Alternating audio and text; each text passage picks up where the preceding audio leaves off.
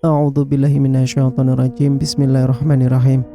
Assalamualaikum warahmatullahi wabarakatuh. Kembali lagi di channel Sampul Hitam. Untuk cerita kali ini, Mas Sukir masih melanjutkan cerita yang sebelumnya yang berjudul Ketika Ibu Sakratul Maut.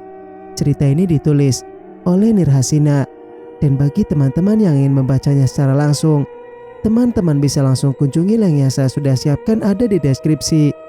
Dan tak usah berlama-lama, bagaimanakah untuk cerita kali ini? Ini dia kisahnya. Selamat mendengarkan. Sudut pandang Risma. Aku tidak ingin masalah keluargaku menjadi konsumsi publik, apalagi berkaitan dengan harta warisan. Tapi perselisihan dengan Bang Sony seperti sulit dielakkan. Dia bersikeras ingin setengah dari tanah yang di atasnya telah kubangun rumah. Tentu saja aku tidak bisa memberikannya karena itu berarti rumah yang sudah kami bangun dengan susah payah harus rata dengan tanah. Lagi pula tanah ini sudah diberikan ibu untukku dengan penuh kesadaran, walaupun tanpa memberitahu Bang Sony terlebih dahulu. Aku rasa itu tidak masalah karena Bang Sony sudah mendapatkan bagian yang lain, bahkan lebih besar dari yang aku dapatkan. Untunglah aku sudah membuat sertifikat tanah beserta rumahnya sehingga aku cukup berani menghadapinya. 2 tahun yang lalu desa kami kedatangan PPN, Badan Pertahanan Nasional. Mereka melakukan sosialisasi tentang pentingnya sertifikat tanah. Awalnya aku tidak terlalu peduli, tapi melihat sebagian besar tetanggaku sibuk mengurus bahan-bahan untuk membuat sertifikat tanah, aku jadi tertarik. Lebih tepatnya ikut-ikutan. Apalagi ada iming-iming gratisnya. Kalau ngurus sendiri ke pejabat tanah pasti butuh banyak biaya. Rumah kamu kan belum ada sertifikatnya, Riz. Apa nggak mau ngurus? Buat jaga-jaga kalau Sony menuntut. Sekarang memang belum dibutuhkan, tapi nggak tahu kedepannya gimana. Yang sudah-sudah yang mau gimana lagi? Ibumu sendiri yang menjualnya. Tapi yang satu ini kamu harus pertahankan. Ini hak kamu. Tutur Biros. Rencananya mau bikin juga, Bi. Tapi harus ada surat hibahnya. Aku takut ibu gak mau tanda tangan. Jawabku mengungkapkan kekhawatiran. Coba bicarakan dulu dengan ibumu. Sekarang kan hubungannya dengan Sony sedang tidak baik. Ibumu sekarang bergantung hidup padamu. Kamu harus manfaatkan situasi ini. Ditanya, hubungan ibu dengan Bang Sony memang lagi tidak baik. Dia diusir dari kediaman mewah mereka setelah sebulan tinggal di sana. Selama tinggal bersama pun ibu diperlakukan secara tidak baik sama mereka. Syarat pembuatan sertifikat salah satunya adalah surat sah jual beli atau surat hibah bagi yang mendapatkan warisan sepertiku. Aku mengutarakan niat untuk membuat sertifikat rumah pada ibu. Ternyata ibu setuju dan mau menandatangani surat hibah yang waktu itu bisa diminta di kantor desa untuk mempermudah urusan warganya yang gaptek. Setelah jadi sertifikatnya aku simpan bersamaan dengan berkas-berkas yang lain yang kami punya. Bukan berkas berharga melainkan hanya berupa ijazah milik kami sekeluarga. Setelah 2 tahun disimpan aku tidak pernah membukanya lagi. Tapi selalu kujaga dengan baik supaya tidak dirusak oleh tikus-tikus nakal yang ikut bersemayam di rumahku. Tepat di hari kematian ibu tanah rumahku kini diungkit sama Bang Sony. Aku sudah menduga sebelumnya ini akan terjadi, mengingat saudaraku itu sangat tamak akan harta dunia. Ditambah lagi istrinya yang selalu mencari informasi tentang apa yang aku punya. Dari mana barang itu berasal. Kalau dari ibu pasti dia akan berusaha merebutnya. Pagi kemarin Bang Sony kembali datang bersama dengan istrinya. Setelah 2 minggu dia tidak menampakkan batang hidungnya. Mungkin karena takut aku minta hutang biaya pemakaman dan tahlilan untuk ibu dibagi 2. Kutunjukkan surat hibah yang sudah ditandatangani oleh ibu kepadanya. Hanya surat hibah. Sedangkan sertifikat belum kutunjukkan karena aku takut dia serangan jantung kalau tahu aku yang menurutnya tidak berpendidikan ini bisa melakukan itu. Cekcok pun terjadi di antara kami. Setelah aku membeberkan semuanya, mereka meninggalkan rumahku dalam keadaan marah besar. Setelah sekian lama beradu mulut, tapi aku tetap pada pendirianku. Sebisa mungkin aku akan pertahankan hakku. Jangan pikir mereka berhenti sampai di situ. Keesokan harinya sekitar jam 8 pagi saat anak-anak sudah berangkat ke sekolah, aku kembali dikejutkan dengan kedatangan eskavator yang parkir tepat di depan rumahku. Maaf Bu, saya diperintahkan Bu Sari untuk merobohkan bangunan ini. Karena bangunan ini berdiri di atas tanah beliau. Sebelum melakukan pekerjaan saya mau memastikan tidak ada korban. Dan mungkin Ibu mau menyelamatkan barang-barang berharga. Ujar sopir eskavator yang kutaksir usianya lebih muda dariku. Dia berbicara dengan sopan dan agak sungkan. Kedatangannya sukses membuat jantungku berdetak lebih cepat dan tidak beraturan. Tapi aku tidak mau terlihat panik. Tetap sebisa mungkin kupaksakan tersenyum di depannya. Maaf Pak, apa Bapak sudah memastikan kalau yang dibilang sama kakak ipar saya itu benar? Tanyaku. Maaf Bu, saya hanya menjalankan perintah. Jawabnya sembari menggaruk kepala yang tidak gatal. Baiklah, tunggu sebentar. Aku berlalu meninggalkannya yang masih mematung. Aku kembali beberapa menit kemudian. Kulihat orang suruhan Kasari masih berdiri di tempatnya semula. Ini adalah surat kepemilikan tanah dan rumah ini. Semuanya atas nama saya. Kuserahkan surat-surat itu padanya supaya dia bisa membacanya dengan jelas. Sudah jelaskan siapa pemilik yang sebenarnya? Tanyaku. Dia terlihat mengangguk-anggukan kepala dan ekspresinya terlihat sedikit kesal. Jangan percaya sama dia. Surat itu palsu. Akulah pemilik yang sebenarnya. Kerjakan tugasmu sekarang juga. Aku sudah membayarmu mahal. Kasari dengan barbar datang menyambar, bagaikan petir di siang bolong. Karena posisi kami yang sedang berada di luar rumah, suara Kasari jelas terdengar oleh para tetangga. Para tetangga mulai berkerumun di depan rumahku. Mereka terlihat berbisik-bisik tanpa berani mendekat. Apalagi melihat ada eskavator di sini. Sopir eskavator pun terlihat semakin bingung. Kalau surat ini palsu, apa kakak punya surat yang asli? Pertanyaanku berhasil membuat wajah Kasari bersemu merah menahan malu. Aku tidak membutuhkan surat atau bukti apapun. Karena sudah jelas kalau suamiku adalah ahli waris yang sah dan dia berhak memiliki tanah ini. Belanya. Lalu aku ini siapa? Apa aku bukan ahli waris yang sah? Kita tidak perlu ribut-ribut begini, Risma. Kalau saja kamu mau memberi hak suamiku. Aku juga tidak ingin ribut. Dan aku tidak pernah keberatan memberi hak kalian. Asal kalian juga melakukan hal yang sama. Kembalikan semua hakku yang sudah kalian jual. Kamu benar-benar keras kepala, Risma. Apa salahnya kamu mengalah saja pada yang lebih tua? Bukannya selama ini aku sudah sering mengalah. Kalian saja yang tidak pernah merasa puas. Kamu benar-benar keras kepala. Ada saja jawabnya omongan orang yang lebih tua. Jangan salahkan aku kalau aku bertindak tegas untuk menyadarkan kamu. Cepat kerjakan tugasmu. Ditanya pada sang sopir eskavator. Tapi Bu, jawab sang sopir ragu-ragu.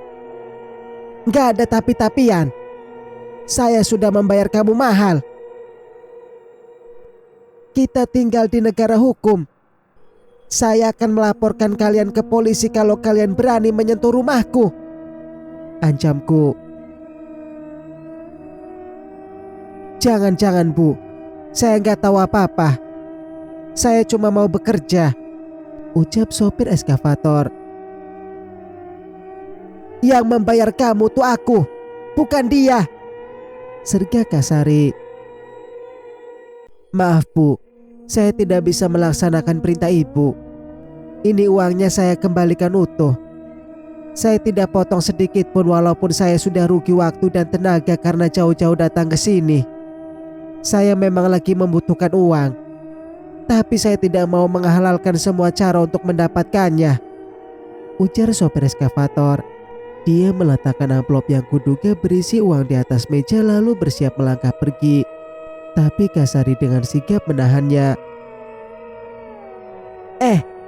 Kamu gak bisa pergi gitu aja sebelum tugasmu selesai. Saya sudah bayar kamu mahal. Jadi kamu harus ikuti perintah saya. Ini, ambil uang ini. Kalau kurang saya bisa tambah, yang penting kamu harus menuruti semua perintah saya, ujar Kasari. Maaf Bu, saya gak bisa. Saya gak mau berurusan dengan hukum. Lebih baik ibu selesaikan dulu masalah keluarga ibu. Tolong jangan libatkan saya. Saya hanya bekerja, mencari rezeki yang halal untuk memberi makan anak istri saya. Sopir eskavator itu berbicara sambil berkaca-kaca, menahan bulir-bulir bening dari kelopak matanya agar tak tumpah. Mungkin dia sedih karena gagal mendapatkan pekerjaan, sedangkan di rumah anak istrinya menunggunya pulang membawa uang. Rasa iba tanpa permisi menyelinap ke dalam dada. Ada apa ini, Riz? Kok pakai bawa alat berat segala? Tanya salah satu tetanggaku yang beringsut mendekat. Kamu mau renovasi rumah ya? Timpal yang lain. Bukan urusan kalian. Gak usah ikut campur. Pergi sana, usir Kasari yang sejak datang tadi sudah emosi. Aku menggigit bibir bawahku menahan malu. Seumur hidup baru kali ini aku merasakan menjadi tontonan warga. Tidak masalah jika yang dipertontonkan adalah hal yang positif, tapi ini malah mempertontonkan perebutan harta warisan yang tak seberapa. Saya permisi Bu. Maaf sudah mengganggu ketenangannya, pamit sopir eskavator padaku. Aku membalasnya dengan anggukan. Baiklah. Kalau kamu mau pergi, silakan pergi. Saya nggak butuh bantuan kamu. Saya bisa melakukannya sendiri, saut Kasari. Kasari berlari melewati pagar lalu mengambil batu berukuran sedang. Batu itu dia lemparkan ke kaca jendela rumahku. Suara kaca pecah memekakan telinga. Astagfirullahaladzim Kak. Apa yang kakak lakukan? Ucapku dengan suara serak. Tenggorokanku terasa kering karena menahan tangis yang hendak tumpah. Astagfirullahaladzim. Berhenti Bu. Sopir eskavator berusaha menahan Kak Sari dengan memegang tangannya. Namun Kak Sari dengan mudah melepaskan diri dan mendorong sang sopir sampai terjungkal. Entah setan apa yang merasuki kakak iparku itu sehingga dia bisa memiliki tenaga sekuat itu. Bahkan lelaki pun kalah dibuatnya. Hentikan Kak. Tolong hentikan. Malu dilihatin orang. Aku berjalan mendekat dan memohon padanya sambil mengiba. Malu katamu. Ini belum seberapa Risma. Ini baru permulaan, jawab Kasari sambil mengacungkan pecahan beling yang runcing ke arahku. Risma, jangan mendekat. Bahaya. Bu Yuni menarik tanganku dan membawaku menepi. Sopir eskavator yang merupakan laki-laki satu-satunya yang berada di tempat juga nampak menjauh. Tidak ada seorang pun yang berani mendekat. Karena Kasari tak segan-segan melukai orang yang menghalanginya. Karena tidak ada di antara kami yang berani menghentikannya, Kasari bisa dengan leluasa melancarkan aksinya, menghancurkan kaca-kaca jendela rumahku. Hanya dalam waktu beberapa menit semua kaca jendela rumahku hancur lebur. Aku hanya bisa menangis pilu menyaksikannya. Sabar ya Riz. Kamu jangan coba-coba melawan diri. Bisa membahayakan nyawa kamu, ujar salah satu tetanggaku. Iya, sebaiknya kita tunggu Pak RT datang, saut yang lain. Itu Pak RT sudah datang. ujar Bu Ami sambil menunjuk ke arah Pak RT yang berjalan ke arah kami. Dia datang bersama beberapa pemuda. Alhamdulillah, saut kami secara bersamaan. Ada apa ini? Tanya Pak RT. Itu Pak RT, Bu Sari ngamuk-ngamuk gak jelas. Dia melempari semua kaca jendela rumah Risma dengan batu. Kayaknya sih salah minum obat, ucap Bu Nur. Salah minum obat atau lupa minum obatnya dia. Tingkahnya sama persis kayak orang gila, saut Bu Tari. Bagaimana ceritanya bisa jadi begini Bu Risma? Tanya Pak RT kepadaku. Aku menceritakan dengan detail masalah yang terjadi di antara kami dari sejak hari pertama meninggalnya ibu. Tak lupa kutunjukkan sertifikat rumah dan surat hibah tanah pada Pak RT yang menjadi penyebab Kak Sari hilang kendali. Keterlaluan sekali saudara kamu itu, Riz. Selama berbulan-bulan ibumu sakit, mereka gak pernah kelihatan batang hidungnya. Giliran menuntut warisan nomor 1, ucap Bu Mai. Iya, begitunya sama harta sampai tega sama saudara sendiri. Nanti kalau udah susah yang dicari duluan juga saudara, jawab yang lain. Yang salah itu si Sony. Dia gak bisa mendidik istrinya dengan baik.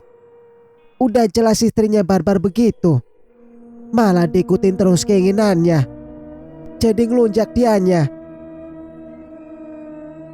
Suami takut istri kali dia. Secara istrinya kan cantik dan berasal dari keluarga terpandang di kampung kita. Anggota keluarga terpandang kok kelakuannya malu-maluin gitu. Masih mending kita yang biasa-biasa aja, tapi tetap akur sama saudara. Aku hanya menyimak obrolan para tetanggaku yang memojokkan Bang Sony dan Kak Sari tanpa ikut menanggapinya. Pak RT dan beberapa pemuda yang ikut bersamanya pun hanya geleng-geleng kepala mendengar ceritaku dan komentar tetanggaku.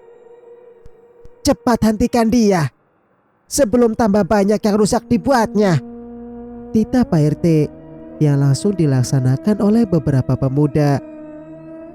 Berani mendekat, pecahan kaca ini akan menembus leher kalian, ancam Kak Sari. Kami yang melihat itu langsung berteriak histeris. Kak Sari benar-benar sudah kerasukan setan sampai tak segan untuk melukai orang yang tak bersalah. Air mata mengalir semakin deras melihat peristiwa mengerikan di depan mata. Sabar, Riz. Kamu harus sabar. Kamu tidak sendirian. Ada kami di sini, ujar Bu Nur sembari mengusap punggungku. Iya, Riz. Kami tidak akan membiarkan kamu menghadapi ini sendiri. Sebagai tetangga kita harus saling membantu. Makasih banyak ibu-ibu, ucapku. Entah bagaimana ceritanya setelah beberapa saat para pemuda yang datang bersama Pak RT tadi berhasil mengamankan Kak Sari. Pecahan kaca yang tadi digunakan Kak Sari untuk mengancam mereka sudah diamankan dan sekarang Sari berada di bawah kendali mereka. Lepaskan aku. Aku harus kasih pelajaran sama Risma, ucap Kak Sari sambil memberontak. Ada apa ini? Lepaskan istri saya. Aku mendongak ketika mendengar suara yang tidak asing di telinga itu menggelegar. Pak, tolong Pak. Kak Sari langsung menangis histeris dan memainkan perannya seolah dialah yang teraniaya. Namun semua orang yang di sini malah mencelanya. Bahkan ada yang terang-terangan mengatainya gila. Sopir eskavator menjelaskan secara rinci peristiwa kejadian dari awal dia datang sampai sekarang. Entah apa yang diucapkan Bang Sony pada Kak Sari sehingga dia meninggikan suara terhadap suaminya. Kok papa malah marah-marah sama mama? Semua ini mama lakukan untuk kamu, Pak. Mama juga gak akan melakukan ini kalau kamu bisa bertindak tegas sama adik kamu yang serakah itu. Kak Sari dengan lantangnya membela diri, namun sepertinya tindakannya itu kurang tepat sehingga dia disoraki oleh semua orang. Muka Bang Sony terlihat merah padam karena menahan malu. Dia menarik tangan istrinya bermaksud membawanya pulang, namun dihalangi oleh Pak RT. Pak RT meminta mereka ganti rugi atas kerusakan yang telah dibuat Kasari pada rumahku. Aku bersyukur karena Pak RT dan para tetangga membantuku menuntut Bang Sony bertanggung jawab atas apa yang sudah dilakukan oleh istrinya. Kalau aku sendiri yang menuntut, mereka akan dengan mudah tidak menunaikannya. Awalnya Bang Sony menolak membayar ganti rugi. Dia beralasan ini adalah masalah keluarga dan akan diselesaikan secara kekeluargaan pula. Namun aku tidak bisa mengiyakan permintaan Bang Sony ketika Pak RT bertanya pendapatku. Syukurlah Pak RT dapat mengerti syarat yang kuberikan bahwa aku ingin masalah ini diselesaikan saat ini juga. Dan pada akhirnya dia menyerah juga setelah beberapa saat beradu mulut dengan Pak RT dan warga. Jumlah kami yang banyak membuatnya tak dapat berkutik. 5 juta rupiah harus dibayar tunai hari ini juga karena kaca jendela rumahku harus diganti yang baru. Aku sangat beruntung karena tinggal di lingkungan yang masih menjunjung tinggi gotong royong dan kepedulian terhadap sesama.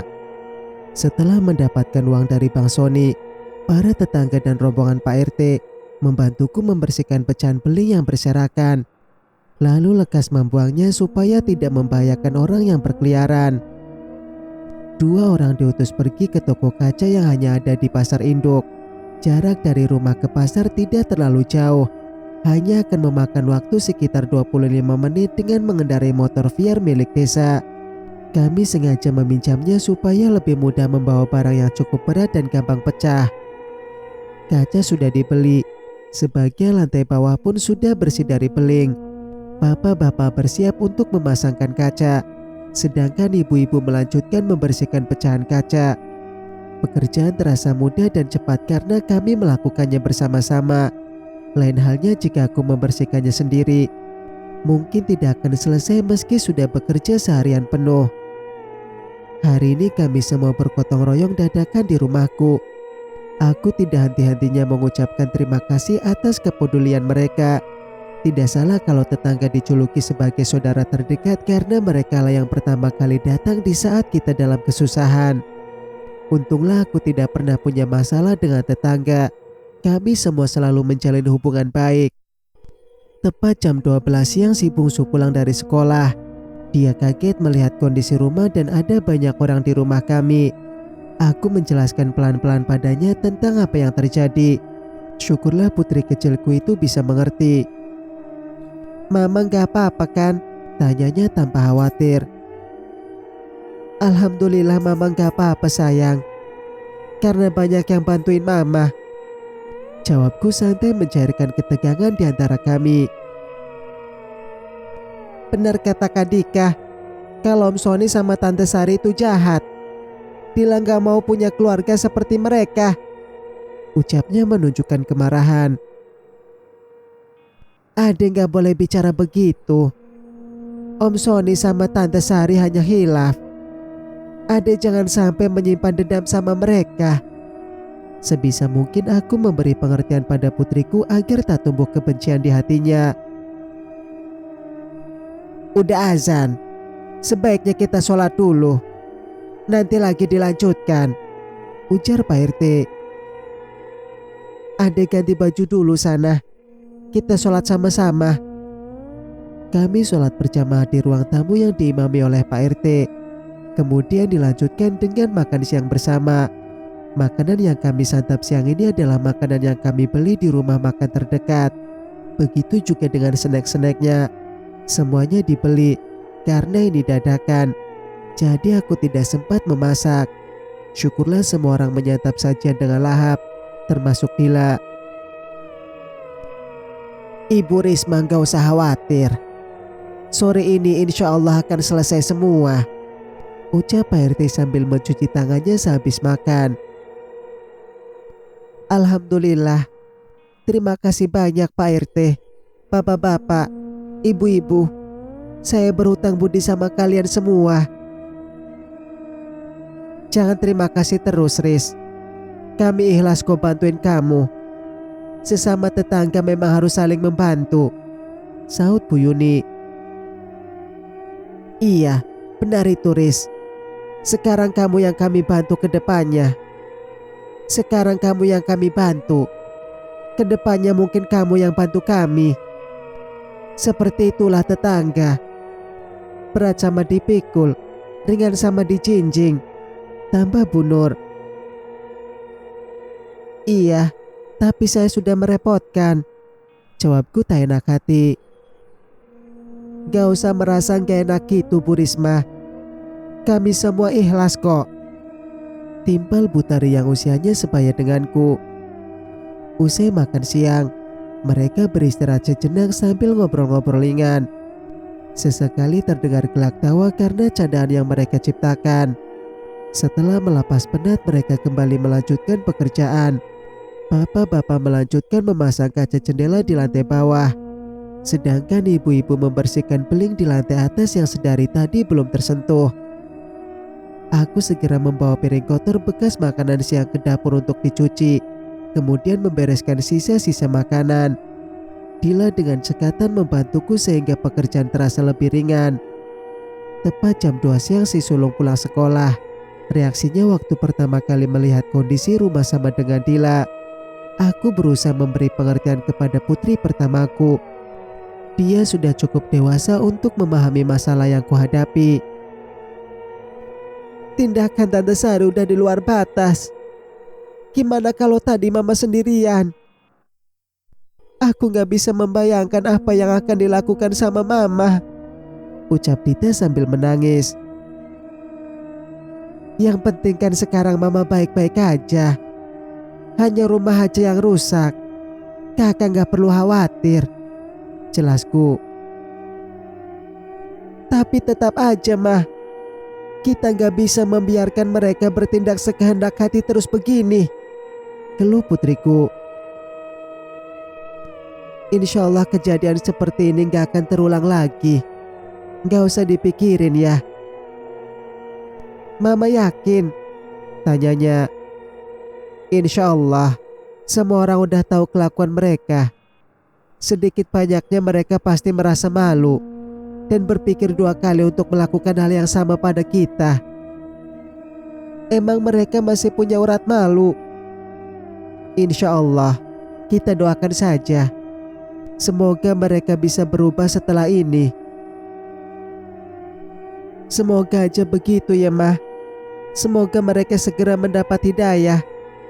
Dita gak mau musuhan terus sama mereka. Bagaimanapun Om Sony adalah saudara kandung Mama satu-satunya. Aku mengangguk sembari membawanya ke dalam pelukan. Kakak udah sholat belum? Tanyaku. Udah Mah, di sekolah, jawabnya.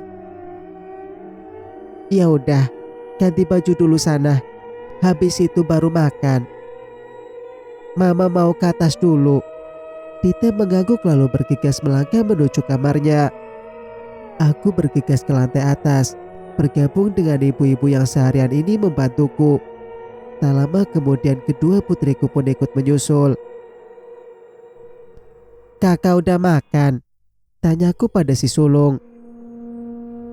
Udah Mah. Apa yang bisa kami bantu Mah? Dita bertanya balik. Kalian berdua bantu buang beling-beling ini aja ke tempat sampah di seberang sana, Bu Ami yang menjawab. Baik Tante, jawab keduanya serentak. Jangan disatuin sama sampah-sampah biasa ya. Sampah-sampah kayak gini dibuang terpisah. Tempatnya yang paling ujung, jelas Bu Ami lagi. Kedua putriku langsung melakukan tugas mereka sesuai dengan perintah Bu Ami. Menjelang masuk waktu sholat asar, lantai atas sudah bersih dari beling. Tinggal dipasang kaca yang baru lagi. Usai sholat asar, pekerjaan ibu-ibu sudah selesai, sehingga mereka bisa bersantai sambil menikmati makanan ringan yang kami beli di warung. Sedangkan bapak-bapak masih harus memasang kaca jendela di lantai atas. Jam 5 sore semua pekerjaan telah selesai. Aku segera menyiapkan kopi untuk bapak-bapak. Kami semua duduk melingkar di ruang tamu sambil menikmati snack yang masih tersisa. Uangnya masih tersisa 2 juta Bu Risma. Mau dikembalikan atau bagaimana? Tanya Pak RT.